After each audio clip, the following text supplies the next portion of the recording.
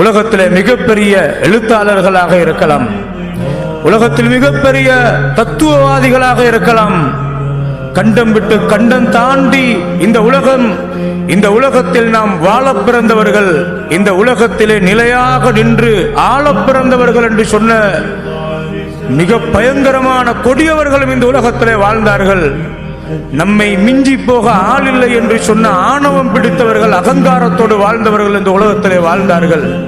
ஆனால் அவர்களை மெல்ல மெல்ல அவர்களுக்கு மரணம் வரும் என்பதை அவனுடைய பார்வையிலே பலவீனத்தையும், அவனுடைய கேள்வி செவிப்புலத்திலே பலவீனத்தையும், சிந்தனா சக்தியிலே அவனுக்கு மறதியையும், அவனுக்கு பிறந்த பிள்ளை வாப்பாவை ஒரு மடத்தனமான நிலையிலே நீங்கள் உலர்கிறீர்கள் என்று பேசி சாட, நான் என்னுடைய காலத்தை அப்படியே தாண்டி முதுமையை அடைந்திருக்கிறேன், இனி எனக்கொன்றும் செய்ய முடியாதென்று அவனுக்குள்ளே உணர்கின்ற